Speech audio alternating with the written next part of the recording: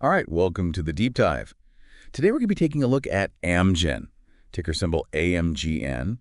Amgen, they've been around since, I think, 1980. Yeah, 1980. They are sort of one of those biotech pioneers. They've had a lot of really significant drugs come out of their labs. They have. And we've got a That's ton of fun. information here from their financials and their performance to some really interesting analyst opinions. Yeah, we're gonna try to give you a really sort of clear picture of this company from a value investing perspective. So consider this your quick guide to becoming very informed on Amgen. That's right.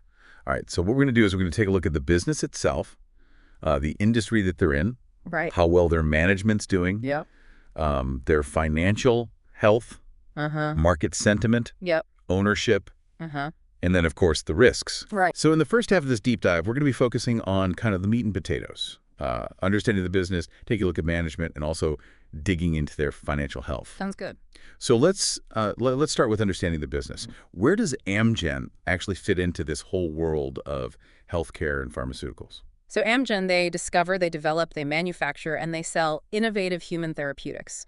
Essentially, they are leveraging advances in human genetics, in molecular biology, and in protein engineering to really create these new drugs and therapies. They make most of their revenue from selling these drugs worldwide. They sell them to wholesalers, distributors, pharmacies, healthcare providers, you name it. And they operate in, get this, about 100 countries. So in fiscal year 2024, their sales in the U.S. were $23.3 billion. Wow. And international sales were $8.7 billion. So, that's a truly global footprint. That is a huge international footprint. So in terms of growth, it doesn't seem like they're just sitting there in their labs, coming up with stuff themselves. They're doing a lot of partnerships and acquisitions, it looks like. That's right. So Amgen pursues growth through a multi-pronged strategy, let's call it. They do research and development in-house. They collaborate with other companies strategically. For example, they work with AstraZeneca for Tezspire. They work with Kyowa Kirin for a drug called rocatinlimab. And they also work with BeiGene in China to develop oncology drugs. But a big part of their strategy is acquisitions. They've been very busy buying up other companies. They bought Horizon Therapeutics in 2023. Right. A huge deal. They bought Chemocentrics in 2022. Wow. 5 Prime Therapeutics in 2021.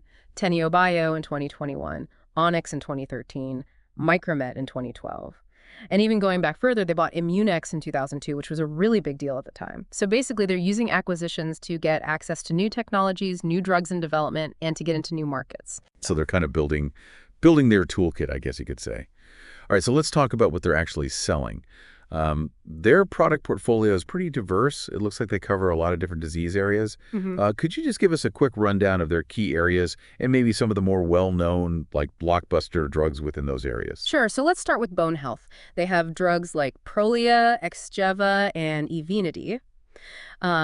Then for inflammation, they have really well-known drugs like Enbrel, Otezla, the newer Tezspire, and then Amgevita, which is their biosimilar to another drug. Yeah. In the cardiovascular space, they have a drug called Repatha. Right. Now, oncology and hematology, that's a huge division for them. They have a lot of products there. Blincyto, Vectibix, Kyprolis, and Lumakras, which is also known as Lumakras.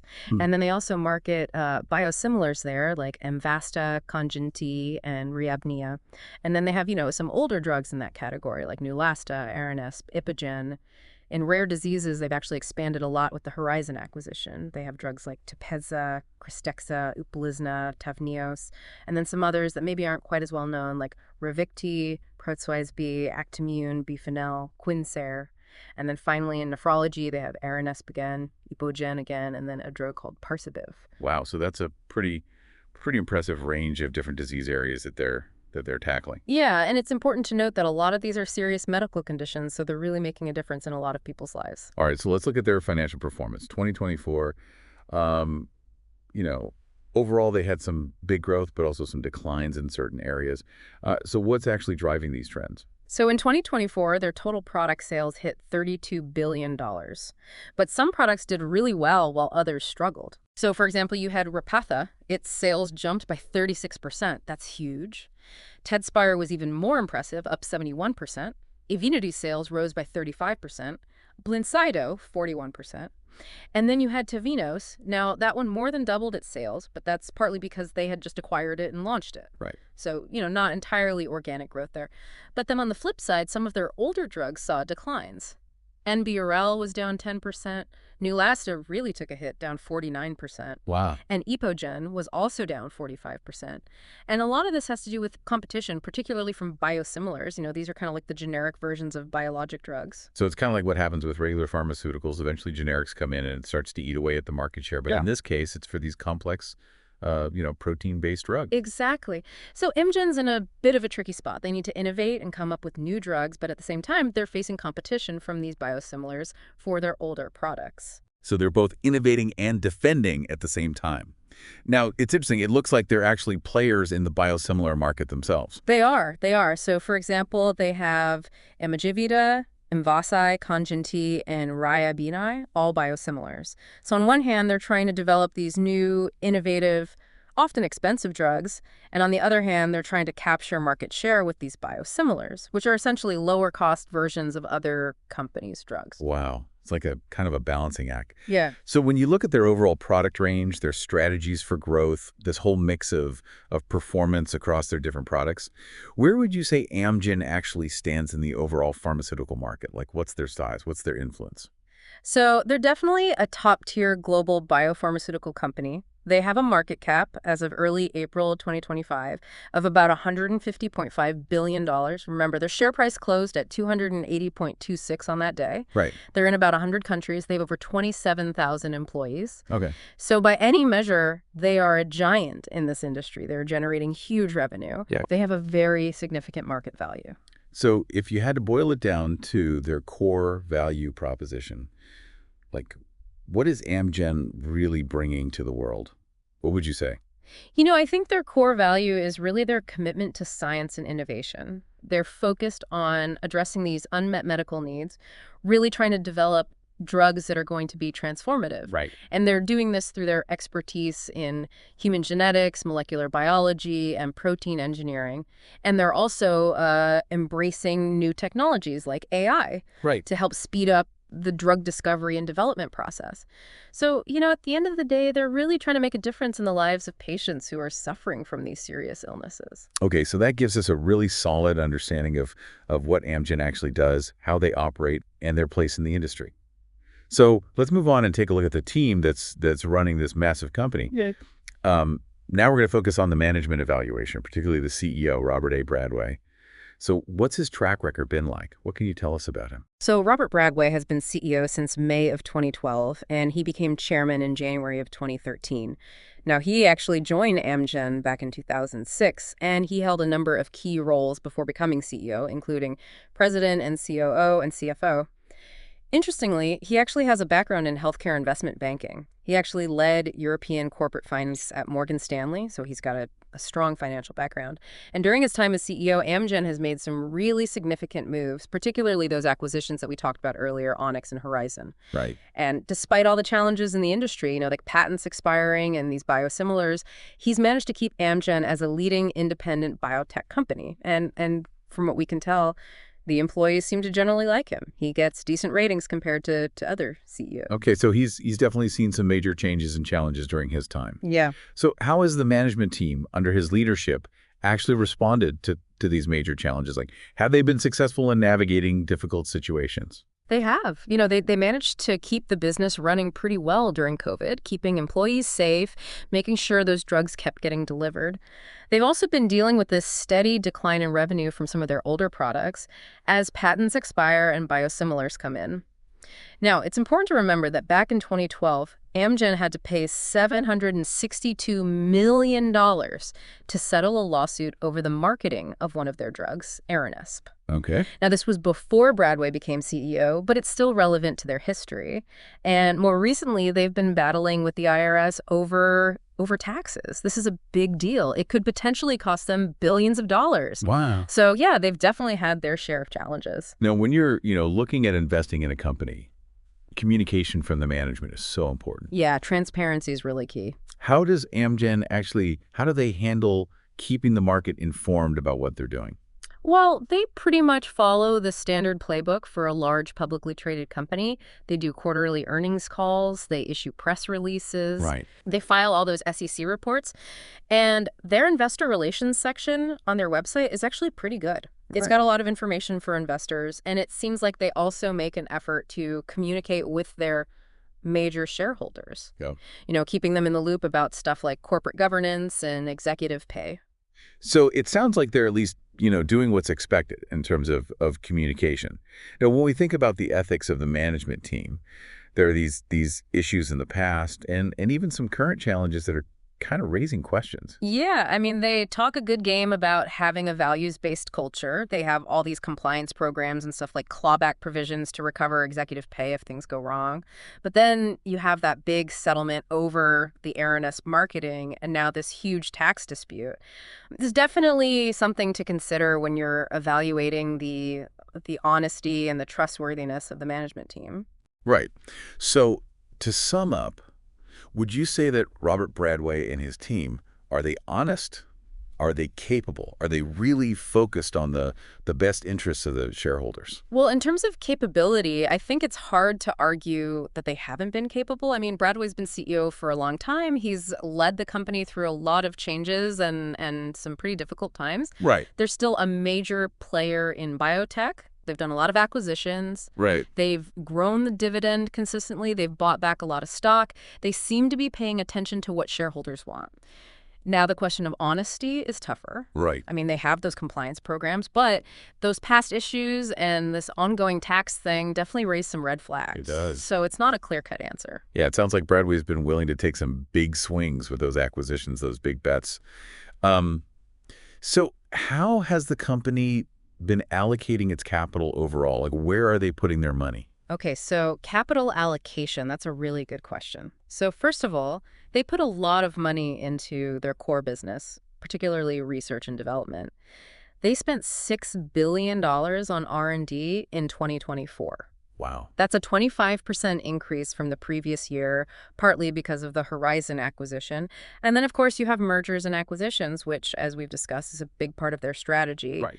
They buy other companies to get new technologies and new drugs in the pipeline. And they also return a lot of capital to shareholders through share buybacks, although the amount they spend on that has varied over the years.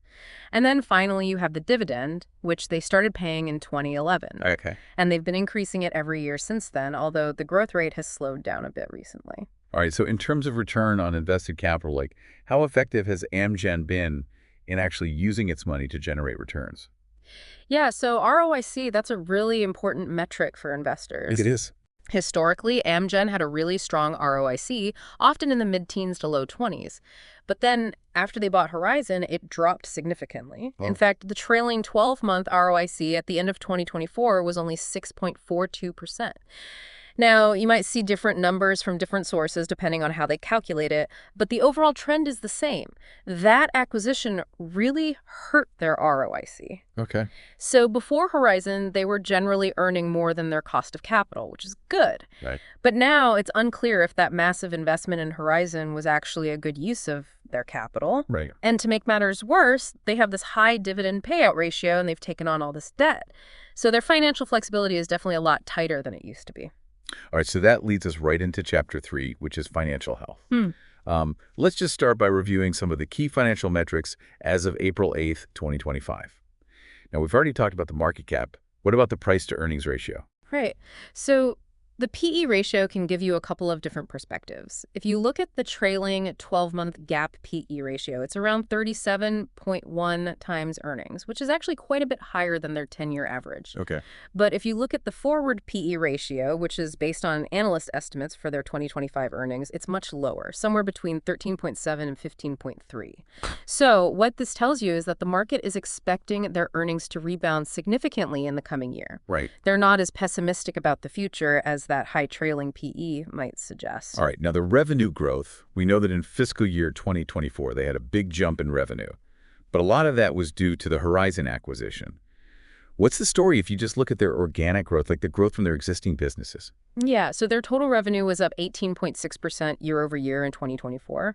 But a lot of that, as you said, was because of Horizon. If you strip that out, their product sales from an existing business only grew by 7%. Okay. So it's still growth, but it's not as impressive as that headline number might suggest.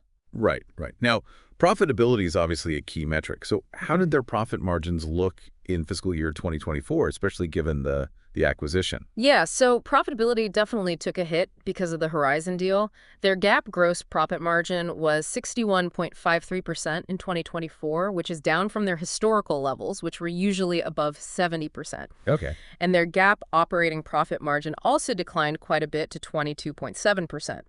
Now, if you look at the non-GAAP operating profit margin, which tries to exclude some of those acquisition-related costs and other one-time items, it was still pretty good at 46.9%, although that was down slightly from 2023. Okay. And their GAAP net profit margin was 12.24%. So the takeaway here is that they're still profitable at their core, Right. but those acquisition costs are definitely weighing on their GAAP profitability. Okay, so they took on a lot of debt to finance that Horizon acquisition. How's their balance sheet looking right now? Yeah, so their debt to equity ratio it's pretty scary. It's somewhere between 9.6 and over 10 times. So they've got way more debt than equity right now because of that acquisition. Now, the good news is they generated a ton of free cash flow in 2024, $10.4 billion. That gives them a free cash flow yield of around 6.9%. Okay. Their price to book ratio is also pretty high, but that's not really that meaningful right now because the acquisition has messed with their book value. Right. Their interest coverage ratio is around 2.46 times, which means they're earning about 2.46 times their interest expense. So they can definitely cover their interest payments, but it's tight. So, the bottom line is they're generating a lot of cash, but that balance sheet is definitely stretched. It sounds like a classic case of a profitable business that just took on way too much debt. So where does that leave them in terms of their overall financial stability going forward? Yeah, so if you look at their earnings consistency over the past 5 to 10 years, their GAAP earnings per share has been kind of all over the place. But their non-GAAP earnings, which again excludes some of those unusual items, have been more stable and generally trending upward. Their dividend policy has been great. They've increased it every year since 2011, 12 years in a row. Right.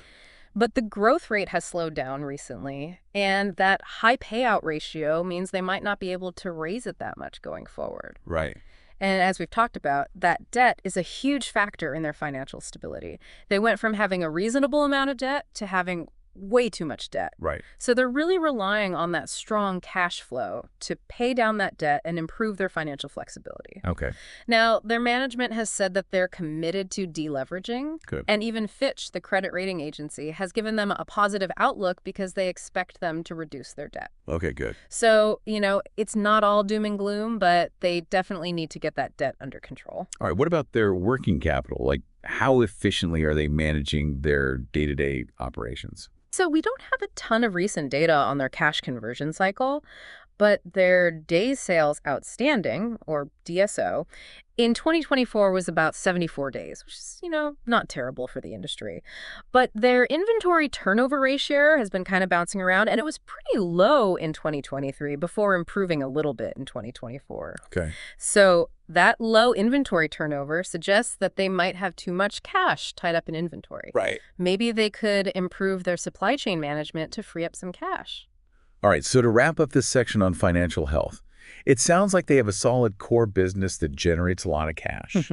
But that debt from the Horizon acquisition is a big concern. It is. And while the market seems to think they're going to turn things around, that debt is definitely something that investors need to keep a close eye on. Absolutely. They need to show that they can manage that debt and keep growing the business. And that high dividend payout ratio is also a bit of a red flag. It suggests that they might not be able to keep raising the dividend at a high rate going forward. All right, well, before we jump into the second half of this deep dive, where we'll be talking about market sentiment, ownership, and the risks, I want to tell you about a really cool tool that can help you do this kind of analysis yourself. Yeah. So have you ever wished that you could just generate a detailed report or a podcast or even a video analysis on any stock whenever you wanted? That would be amazing. I know.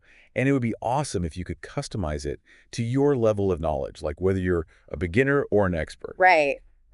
And focus on the things that you're actually interested in.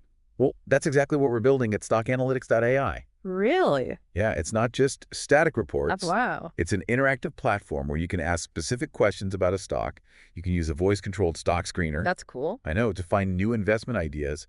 And you can even analyze your portfolio and stress test it to manage your risk. That's awesome. I know. Yeah. So I encourage you to check it out. Go to stockanalytics.ai. Take a look at the demo.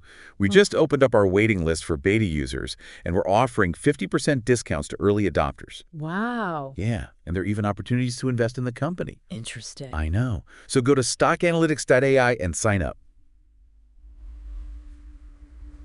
All right, and welcome back to the second half of our deep dive into Amgen.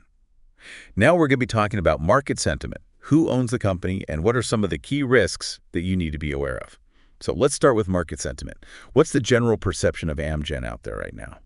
So overall, Amgen is generally seen as a blue-chip biotech stock, a well-established company with a good track record of profits and innovation.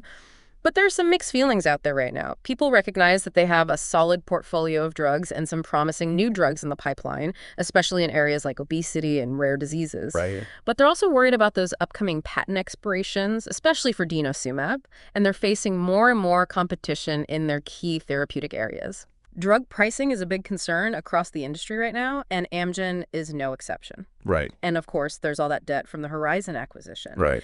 Now, Amgen has a good reputation as a dividend growth stock, Right. but that high payout ratio has some investors worried. Okay. And interestingly, the stock price has actually been going down recently. Some technical indicators suggest it might even be getting oversold, so maybe there's a buying opportunity there.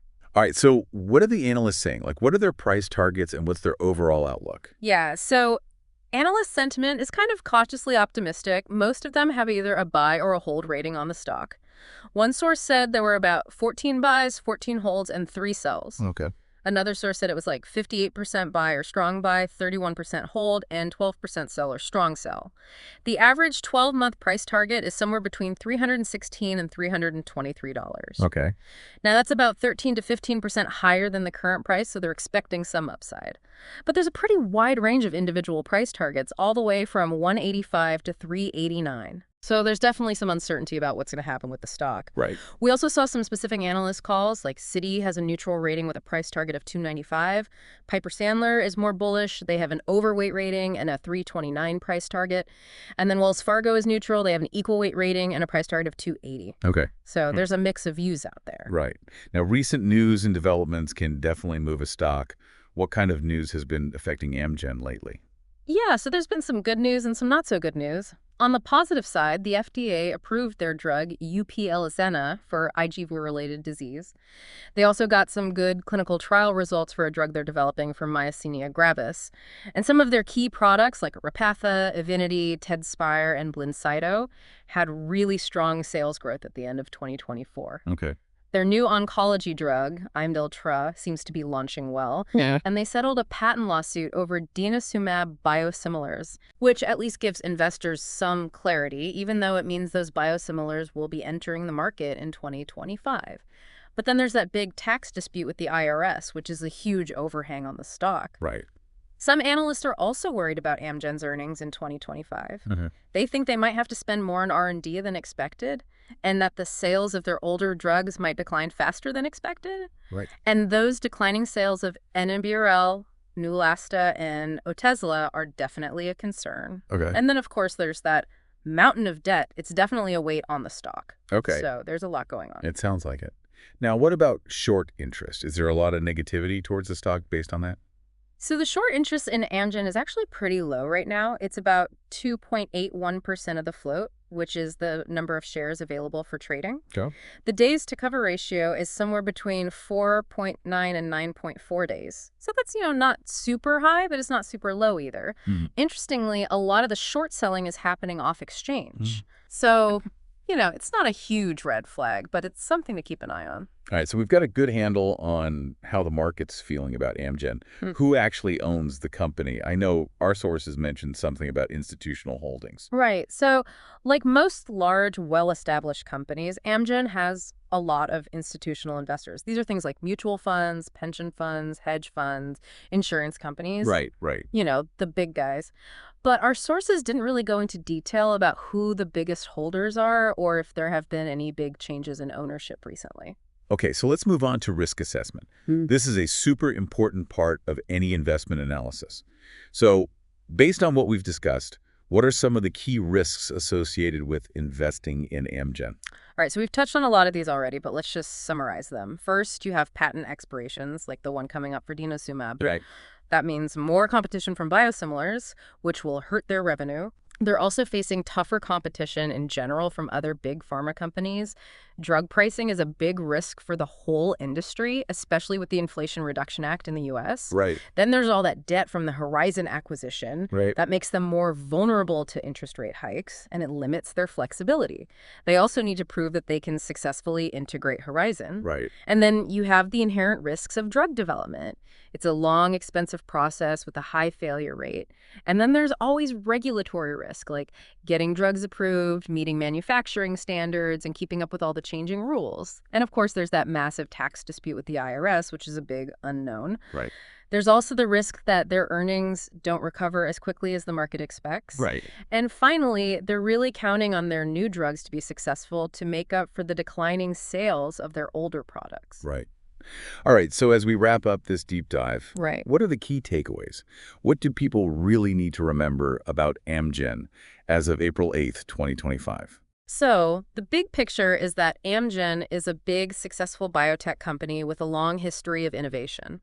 But they're at a crossroads right now. Right. They have a lot of potential, but they also have a lot of challenges.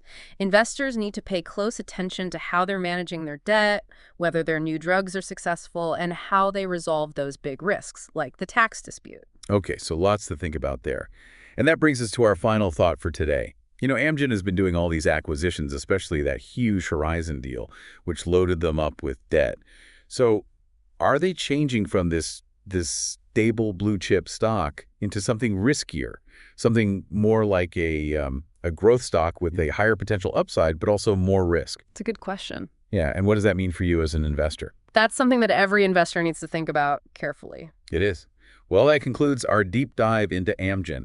I hope this has given you a good understanding of the company and some things to consider if you're thinking about investing in them. And if you enjoyed this deep dive and you want to learn more about other companies, be sure to subscribe to the Stock Analytics AI YouTube channel. We'll be doing more of these in-depth analyses. And don't forget, this analysis is based on information that was available as of April 8th, 2025. Things can change quickly.